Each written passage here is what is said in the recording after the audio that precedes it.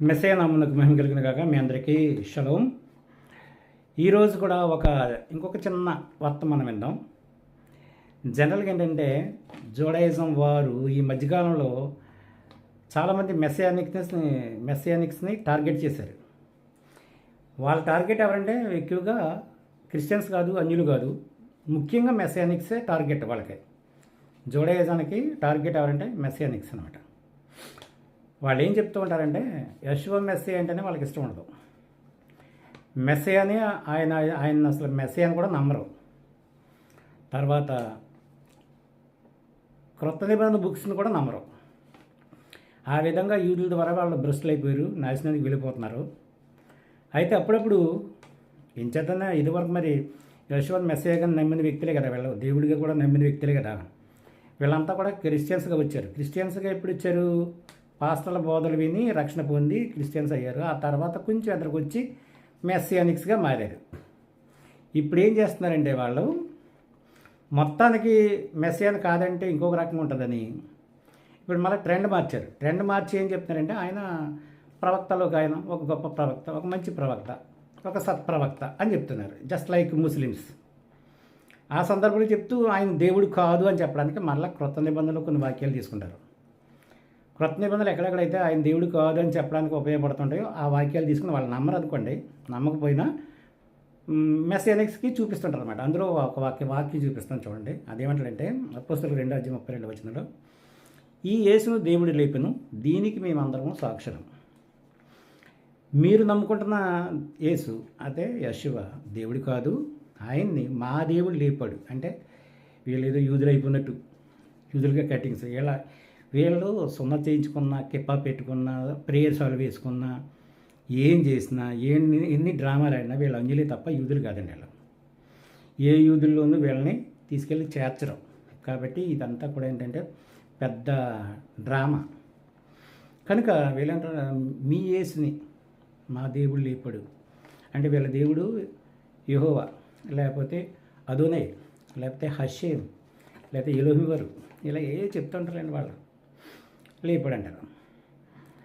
ఇదే వచనాన్ని ఒక అతను నాకు చూపించాడు. నేను అడిగాను, సరే ఈ వచనం నువ్వు నమ్ముతావా అని.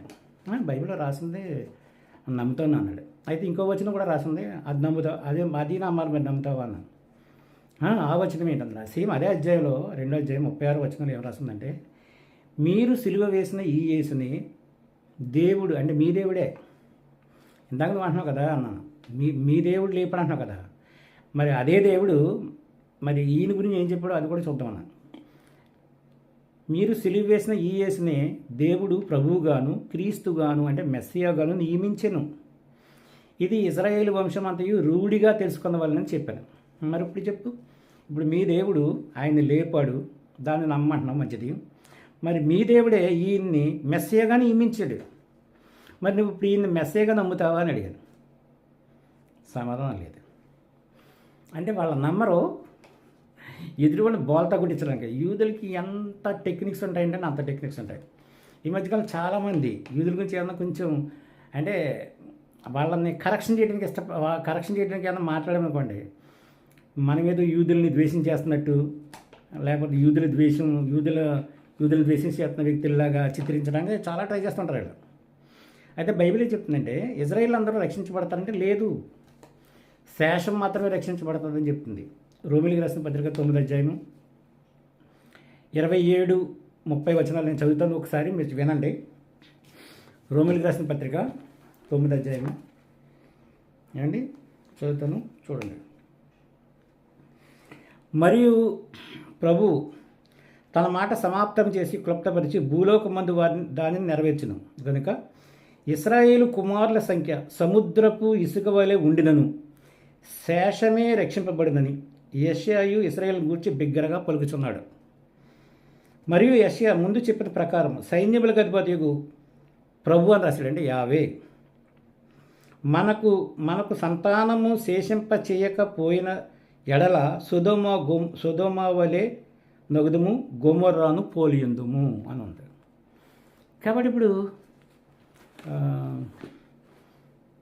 మనం ఏమి నేర్చుకోవాలి దీన్ని బట్టి? వాళ్ళు రక్షించబడతారంటే రక్షించబడరు అని చెప్తున్న వాక్యం. కాబట్టి రక్షించబడిన వాళ్ళ గురించి వాళ్ళ దగ్గరికి వెళ్ళి రక్షణ పొందాలని కూడా ఎంత బుద్ధిహీనతండి. కాబట్టి ఇప్పుడైనా సోదరులారా, మీరు యూదుల బోధల దగ్గరికి వెళ్ళి ఆ బోధల్లో పడి మోసపోవద్దు. నేను ప్రేమగా చెప్తున్నాను, మంచిగా చెప్తున్నాను. యూదుల బోధలు నాకు తెలుసు. వాళ్ళంతా కూడా ఏంటంటే పరమతండ్రికి విరోధులు, మెస్సియాకు విరోధులు, సువార్తకు విరోధులు. అలాంటి బోధలు నమ్మి మోసపోకండి. ఓకేనా? అందరికీ సెలవు. ఇంకా ఉన్నాయి, కొంచెంగా చెప్తాను. 1 by 1 మీ అందరికీ సెలవు.